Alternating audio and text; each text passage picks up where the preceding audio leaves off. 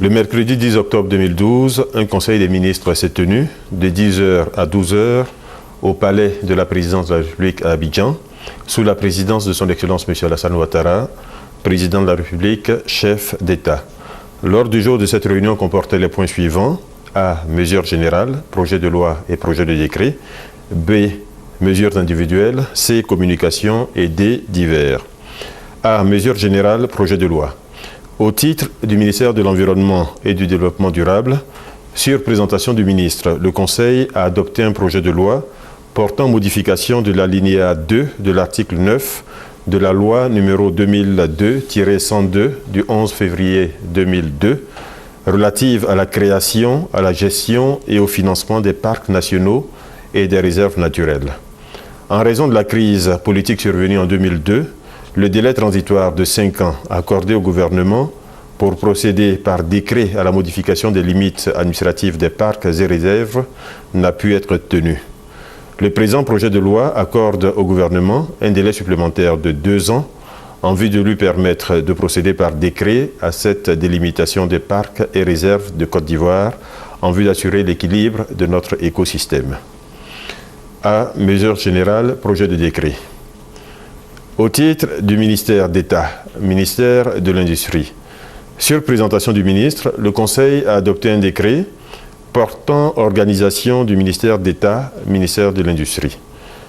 Les missions du dit ministère s'articuleront désormais autour de 2 axes majeurs qui sont le développement de l'activité industrielle et la promotion du secteur privé. 2. Au titre du ministère de la Santé et de la lutte contre le sida.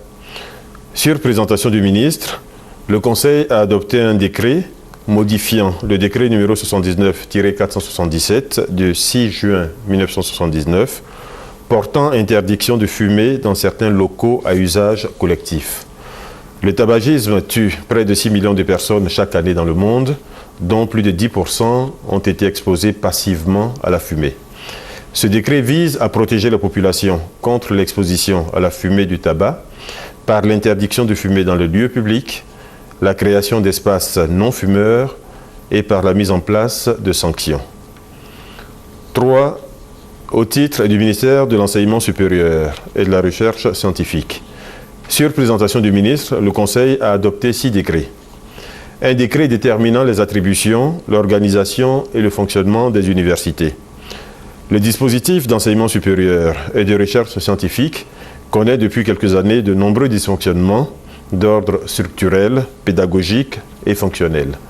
Ces dysfonctionnements résultent pour l'essentiel d'une gouvernance inadaptée et du manque de cohérence des textes en vigueur avec la loi sur les établissements publics nationaux EPN.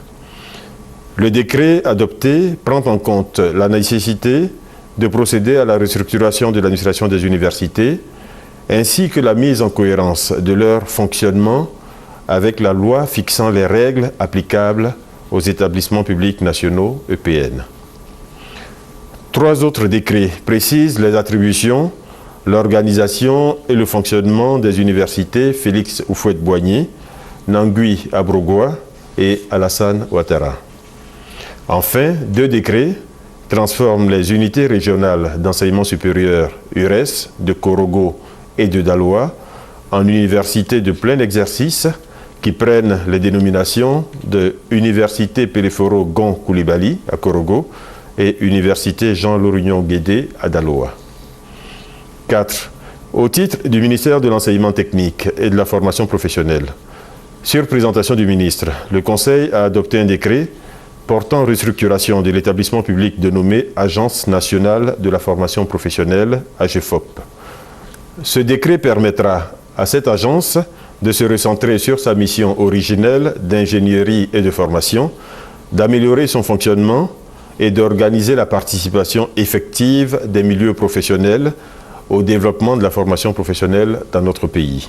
5. Au titre du ministère de l'Environnement et du Développement durable. Sur présentation du ministre, le Conseil a adopté un décret portant création, organisation et fonctionnement de la plateforme nationale de réduction des risques et de gestion des catastrophes. La plateforme mise en place est conforme aux recommandations du cadre d'action de Hyogo, de l'Union africaine, de la CEDEAO et de l'UMOA. C'est un cadre institutionnel intersectoriel placé sous l'autorité du Premier ministre. 6. Au titre du ministère de la Promotion de la Jeunesse et du Service civique.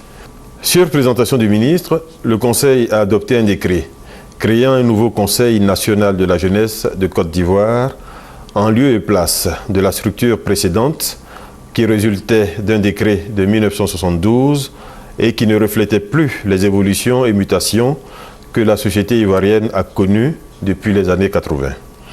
Le décret adopté clarifie la nature juridique du CNJ, explicite et réoriente plus précisément ses missions, de façon à renforcer le mouvement associatif des jeunes Ivoiriens et à les conduire vers plus d'autonomie et de responsabilité. B. Mesures individuelles. Au titre du ministère d'État, ministère des Affaires étrangères, le Conseil a adopté 3 décrets portant extension de champ diplomatique. Ainsi, M. Daouda Diabaté est nommé ambassadeur extraordinaire et plénipotentiaire de la République de Côte d'Ivoire près le Commonwealth des Bahamas, avec résidence à Washington, USA. M. Georges Aboua est nommé ambassadeur extraordinaire et plénipotentiaire de la République de Côte d'Ivoire près la République unie de Tanzanie, avec résidence à Addis Abeba, Éthiopie. Madame Janine Tagliante Saracino est nommée ambassadeur extraordinaire et plénipotentiaire de la République de Côte d'Ivoire près la République de Croatie, avec résidence à Rome, en Italie. Enfin, le Conseil a procédé à la nomination de M. Yacouba Atta en qualité d'ambassadeur extraordinaire et plénipotentiaire de la République de Côte d'Ivoire près la République de Turquie, avec résidence à Ankara. C. Communication. 1. Au titre du ministère d'État, ministère des Affaires étrangères, le Conseil a adopté 5 communications.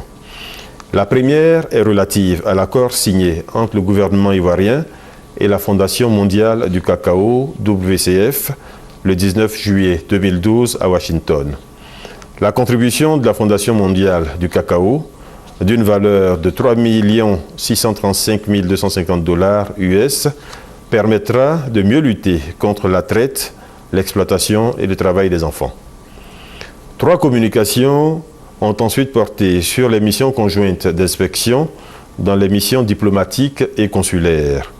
Ces missions, composées d'inspecteurs du ministère de l'Économie et des Finances et du ministère des Affaires étrangères, effectueront un inventaire des biens et équipements acquis par les missions diplomatiques et consulaires de Côte d'Ivoire à Conakry, Guinée, à Riyad et Jeddah en Arabie Saoudite, à Tunis en Tunisie, à New York et Washington aux États-Unis d'Amérique, à Kinshasa en République démocratique du Congo, à Ottawa au Canada et à Brasilia au Brésil. Une 5e communication est relative aux missions qui seront effectuées par le ministère d'État, ministère des Affaires étrangères, en collaboration avec la Commission Dialogue, Vérité et Réconciliation, CDVR, aux États-Unis d'Amérique, au Canada, en Allemagne et en Espagne. Ces missions auront pour objet d'informer, de sensibiliser et d'organiser la diaspora ivoirienne dans ces pays en vue de l'impliquer davantage dans le processus de réconciliation nationale en cours. 2. Au titre du ministère de l'Intégration africaine, le Conseil a adopté une communication relative à l'évolution des négociations de l'accord de partenariat économique APE avec l'Union européenne et ses conséquences sur l'économie ivoirienne. L'APE intérimaire, signé le 26 novembre 2008, en attendant la conclusion d'un accord régional incluant tous les pays de la CEDEAO et la Mauritanie, n'a pas encore été notifié par la Côte d'Ivoire à l'Union européenne en vue de sa mise en œuvre.